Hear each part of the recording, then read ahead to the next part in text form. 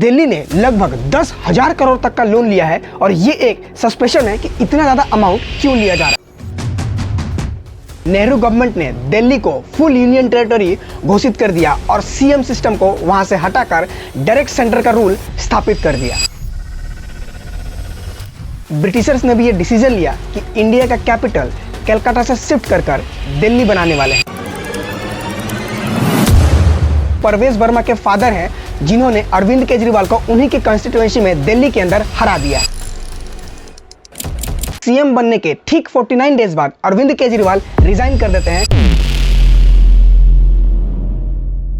998 एनो Duminy Mohammad Ghazni का भारत पे पहला हमला, मकसद सोमनाथ टेम्पल, मथुरा, कन्नौज को लूटना और इसके लिए चाहिए था एक स्ट्रॉन्ग बेस और वो था दिल्ली। स्ट्रेटेजिक लोकेशन की वजह से यहाँ से पूरा नॉर्थ इंडिया कंट्रोल किया जा सकता था, लेकिन गजनी ने यहाँ पे डायरेक्ट रूल नहीं किया बल्कि लोकल राजाओं को अपने वश में रखा और इनडायरेक्ट रूल किया और यहीं से शुरुआत हुई दिल्ली की पहली पॉलिटिकल इंपॉर्टेंस की। 1191 में मोहम्मद घोरी ने भारत पे चढ़ाई की और उसे ये बात पता थी कि दिल्ली पे जीत का मतलब हिंदुस्तान के पावरफुल स्टेट्स पे इनडायरेक्ट अथॉरिटी, क्योंकि दिल्ली बीच में था जहां से नॉर्थ इंडिया कंट्रोल हो सकता था और साउथ और बे ऑफ बंगाल का गेटवे था। इसी के साथ सेंट्रल एशिया के सारे ट्रेडर और इंडियन कोस्टल के सारे ट्रेडर आकर दिल्ली के अंदर मिलते थे और वहां पे एक बहुत बढ़िया इकोनॉमिक एक्टिविटी होती थी और घोरी को चाहिए था एक स्टेगिंग ग्राउंड ताकि वो राजपूतों पर इजीली अटैक कर सके और सारा फैसिलिटी दिल्ली में अवेलेबल था। इसीलिए पृथ्वीराज चौहान से पहली तरैया के युद्ध हारने के बाद भी 1192 में वापस से अटैक करके दिल्ली को अपने कब्जा में ले लिया और यहां से शुरुआत हुई दिल्ली सल्तनत की। समय जैसे जैसे आगे बढ़ा, हिंदुस्तान के नए रूलर बने मुगल्स। 1526 में बाबर ने बैटल ऑफ पानीपत जीतकर दिल्ली का दास्ता लिख दिया और उसने दिल्ली को मुगल का राजधानी बना दिया। इसके पीछे का पहला कारण था दिल्ली इंडो गंगेटिक प्लेन का सेंटर था जहां से नॉर्थ इंडिया पूरा कंट्रोल किया जा सकता था। दिल्ली पे पहले से ही राजपूत और अफगान रूल करते थे और उसे यहाँ पे एक स्टेब्लिश्ड पावर स्ट्रक्चर मिला जिसका उसने यूज किया। दिल्ली की कोर्ट और ब्यूरोक्रेसी सारे के सारे दिल्ली में थे। इसका बाबर ने इस्तेमाल किया और मुगल एम्पायर की जो फाउंडेशन थी वो इसी पे रखी। ये जितना भी मैंने आप लोग को बताया, ये बुक बाबरनामा सतीश चंद्र जी की किताब मेडिवल इंडिया और हिस्ट्री ऑफ इंडिया से ली है। लिंक डिस्क्रिप्शन में है, पर जरूर लीजिएगा। समय जैसे जैसे आगे बढ़ा, इंडिया के अंदर एंट्री होती है ब्रिटिशर्स की और ब्रिटिशर्स ने जब एंट्री किया था तो वो कलकत्ता की तरफ से एंट्री किए थे, इसीलिए कलकत्ता को ब्रिटिशर्स ने बेस बनाया था।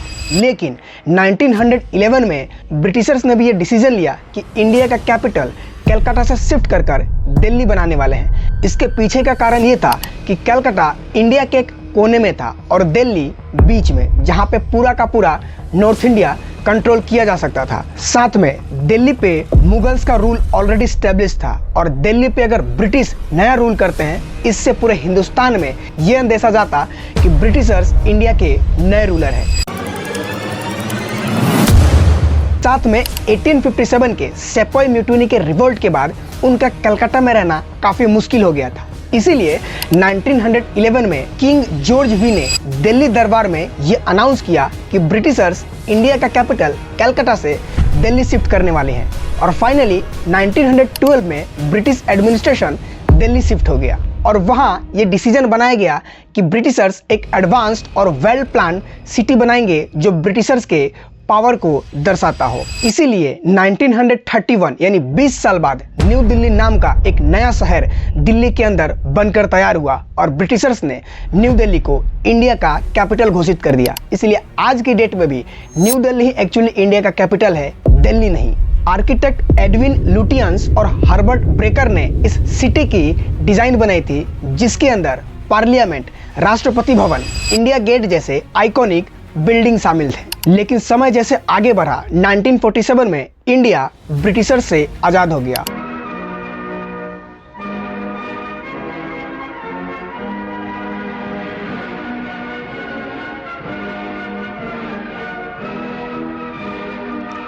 और उस समय तक दिल्ली इकोनॉमिक और पॉलिटिकल पावर का सेंटर बन चुका था और सारे एडमिनिस्ट्रेटिव पावर और आइकॉनिक बिल्डिंग्स दिल्ली में होने के कारण इंडिपेंडेंट इंडिया में यह डिसीजन लिया गया कि न्यू दिल्ली को ही इंडिया का कैपिटल बनाया जाएगा। और इंडिया जब आज़ाद हुआ था तो पाकिस्तान भी इंडिया के साथ डिवाइड हुआ था और न्यू दिल्ली के अंदर से डेमोग्राफी चेंज देखने को मिला था। बहुत सारी मुस्लिम पॉपुलेशन दिल्ली छोड़कर पाकिस्तान की ओर शिफ्ट हुई थी। साथ में बहुत सारे हिंदू और सिख पॉपुलेशन दिल्ली में आए थे, लगभग 5 लाख। इसके कारण वहाँ का कल्चर और इकोनॉमिक बदल गया और दिल्ली एक नेशनल आइडेंटिटी के तौर पे उभर कर आया और दिल्ली को कैपिटल बना दिया गया। 1952 में दिल्ली के अंदर दिल्ली लेजिस्लेटिव असेंबली बनी और चुनाव का प्रक्रिया चालू हुआ और पहला चुनाव दिल्ली के अंदर कांग्रेस ने जीता और उन्होंने अपना पहला सीएम चौधरी धर्म प्रकाश को बनाया। लेकिन उनके टेन्योर में दिल्ली असेंबली और सेंट्रल गवर्नमेंट के बीच टेंशन बढ़ गई क्योंकि पावर डिस्ट्रीब्यूशन सही से नहीं हुई। इसीलिए 1956 में नेहरू गवर्नमेंट ने दिल्ली को फुल यूनियन टेरिटरी घोषित कर दिया और सीएम सिस्टम को वहां से हटाकर डायरेक्ट सेंटर का रूल स्थापित कर दिया। आरवी स्मिथ के मुताबिक ऐसा इसलिए किया गया कि दिल्ली इंडिया का नेशनल कैपिटल था और वहां पे मल्टीपल एडमिनिस्ट्रेटिव लेयर होने के कारण डिसीजन लेने में काफी प्रॉब्लम आ रही थी, इसीलिए डिसीजन को सेंट्रलाइज कर दिया गया। लेकिन 1980 तक डिमांड बढ़ने लगी कि दिल्ली को इलेक्टेड गवर्नमेंट दी जाए ताकि लोगों का रिप्रेजेंटेशन और गवर्नेंस सुधर सके। इसी के कारण 1991 में पार्लियामेंट में 69th कॉन्स्टिट्यूशनल अमेंडमेंट एक्ट पास हुआ, जिसके अंदर दिल्ली को नेशनल कैपिटल टेरिटरी यानी एनसीटी घोषित कर दिया गया और उसे एक स्पेशल स्टेटस दिया गया और यहाँ पे दिल्ली की नई पॉलिटिकल आइडेंटिटी बनकर आई। दिल्ली न ही फुल फ्लेजेड स्टेट बचा और न ही फुल फ्लेजेड यूनियन टेरिटरी बचा, इसीलिए वहाँ पे हाइब्रिड मॉडल तैयार किया गया जहाँ पे स्टेट गवर्नमेंट और सेंट्रल गवर्नमेंट दोनों का ही कंट्रोल हो और पावर शेयरिंग हो। इसके तहत 70 सीट वाली लेजिस्लेटिव असेंबली बनाई गई। सीएम और काउंसिल ऑफ मिनिस्टर को तैयार किया गया ताकि स्टेट गवर्नमेंट पे वो लोग डिसीजन ले सके। इसी के पैरेलल लेफ्टिनेंट गवर्नर को भी दिल्ली में अपॉइंट किया गया जो कि सेंटर कर सकता है और दिल्ली के सीएम जो भी डिसीजन लेंगे उसमें सहमति लेफ्टिनेंट गवर्नर का भी होगा। पॉलिटिकल पावर जो डिस्ट्रीब्यूशन हुआ उसमें स्टेट गवर्नमेंट को health, education, transportation, water supply, electricity मिला और लेफ्टिनेंट गवर्नर के अंदर यानी सेंट्रल गवर्नमेंट के अंदर लॉ एंड ऑर्डर, पुलिस और वहां की लैंड आ गई। इसीलिए आप देखेंगे तो जो भी पॉलिटिकल पार्टी है जो सेंटर में होती है वो ये चाहती है कि दिल्ली में उसी की सरकार हो, इसीलिए हर पॉलिटिकल पार्टी लड़ती है। और इसी के तहत 1993 में दिल्ली के अंदर इलेक्शन करवाई गई और उस इलेक्शन में बीजेपी ने बाजी मारी और उन्होंने अपना पहला सीएम मदन लाल खुराना को अपॉइंट किया। लेकिन 27 मंथ बाद ही उनका नाम हवाला स्कैम में आ गया और इसके बाद उनको इस्तीफा देना पड़ा। वापस से बीजेपी ने साहिब सिंह वर्मा को दिल्ली का सीएम अपॉइंट कर दिया। ये परवेज वर्मा के फादर हैं जिन्होंने अरविंद केजरीवाल को उन्हीं के कॉन्स्टिट्यूएंसी में दिल्ली के अंदर हरा दिया है। लेकिन 31 मंथ बाद भी इन पर भी कुछ आरोप लगने लगे और इनको भी रिजाइन देना पड़ा। तो फाइनली बीजेपी ने सिर्फ और सिर्फ 52 डेज के लिए को वहां का सीएम बना दिया और 1998 में वापस से जब इलेक्शन हुए तो कांग्रेस ने बाजी मारी और जीतने के बाद शीला दीक्षित को वहां का सीएम बना दिया और 1998 से लेकर 2013 तक दिल्ली के जो सीएम थे शीला दीक्षित थी, जिन्होंने 15 इयर्स रूल किया और दिल्ली में इतना लंबा सीएम रूल पहला बार था।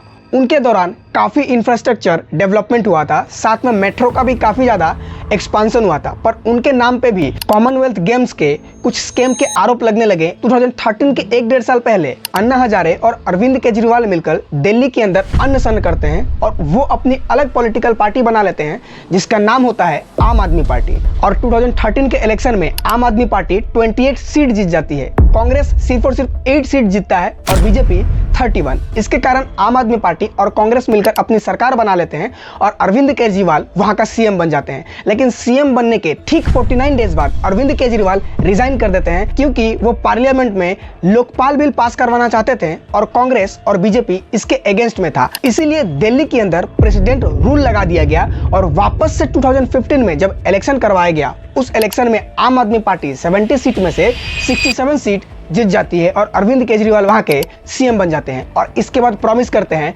लॉट्स ऑफ फ्रीबीज, फ्री में इलेक्ट्रिसिटी, फ्री में वाटर सप्लाई, फ्री में ट्रांसपोर्टेशन फैसिलिटी, जिसके बाद दिल्ली का इकोनॉमिक व्यवस्था ऑलरेडी खराब होने लगा था। आगे पता चलेगा। आप यहाँ ये डेटा देखिए, ये डेटा ग्रोस फिस्कल डेफिसिट और सरप्लस का डेटा है दिल्ली के अंदर का। 2022-23 के अंदर दिल्ली में जो टोटल रेवेन्यू हुआ था वो 62,000 करोड़ से ऊपर हुआ था और एक्सपेंडिचर जो था वो 57,000 करोड़ के आसपास का था। यानी एक्सपेंडिचर कम था, रेवेन्यू ज़्यादा था। लेकिन 2023-24 के टेन्यूर के अंदर ये एक्सपेंडिचर ज़्यादा हो गया और रेवेन्यू कम हो गया। इसके कारण जो फिस्कल डेफिसिट था वो 7,700 करोड़ क्रॉस कर गया और 2024-25 का अंदाजा लगाया जा रहा है कि फिस्कल डेफिसिट 6,500 करोड़ क्रॉस कर देगा। यही फिस्कल डेफिसिट महाराष्ट्र के अंदर 1,10,000 करोड़ तक पहुंच गया है। तमिलनाडु में 1,08,000 करोड़ तक पहुंच गया है। यहाँ सारा डेटा है, पॉज करके आप लोग इसे पढ़ लीजिएगा। और जो टैक्सेस कम मिल रहे हैं उसके पीछे का रीजन ये देखा गया कि 3,250 करोड़ फ्री इलेक्ट्रिसिटी सब्सिडी पे बांटे गए, 600 crore free water supply subsidy पे बांटे गए, यानी वहां से कोई भी टैक्सेस कलेक्ट नहीं हुआ। आप यहाँ ये डेटा देखिए, ये डेट टू जीएसडीपी का डेटा है। इसमें 2007 में 18% तक डेट पहुंच गया था, क्योंकि उस समय शीला दीक्षित जब वहां की सीएम थी, उन्होंने काफ़ी ज़्यादा इंफ्रास्ट्रक्चर पे काम किया था, तो काफ़ी ज़्यादा लोन लेना पड़ा था। इसके कारण खर्च काफ़ी ज़्यादा हुआ था, इसीलिए ये ज़्यादा आंकड़ा देखने को मिल रहा है। लेकिन 2012 में ये 8.6% हो चुका था, यानी कम हुआ था। और 2021-22 के बाद ये लगभग 1% हो गया था, यानी बहुत कम हुआ था। लेकिन अब अचानक से ये फिर से शार्प इंक्रीज देखने को मिल रहा है और ये अब 1.3% पहुंच चुका है। अचानक से ये कब ग्रोथ कर जाए इसकी कोई गारंटी नहीं है। इसीलिए आप यहाँ देखिए, पंजाब का जो डेट है वो 45% क्रॉस कर रहा है, राजस्थान का 35%। ये पूरा डेटा है, पॉज करके आप लोग पढ़ लीजिएगा। दिल्ली ने 2022-23 के अंदर 3,250 करोड़ का लोन सेंटर से लिया था। एक्चुअली एक प्रोविजन है कि स्टेट गवर्नमेंट जब चाहे, जब जरूरत हो तो वो सेंट्रल गवर्नमेंट से लोन ले सकती है। लेकिन 2023-24 में दिल्ली ने कोई भी लोन नहीं लिया और ये एक अच्छा साइन था। लेकिन 2024 और 25 का डेटा ये बता रहा है कि दिल्ली ने लगभग 10,000 करोड़ तक का लोन लिया है और ये एक सस्पेशन है कि इतना ज़्यादा अमाउंट क्यों लिया जा रहा है। लेकिन आप अगर देखेंगे तो उत्तर प्रदेश ने भी 21,000 करोड़ का लोन लिया है। इसी के साथ तमिलनाडु ने भी 18,000 करोड़ का लोन लिया है। महाराष्ट्र ने 9,000 करोड़ का लोन लिया है। सारा डेटा है, पॉज करके पढ़ लीजिएगा।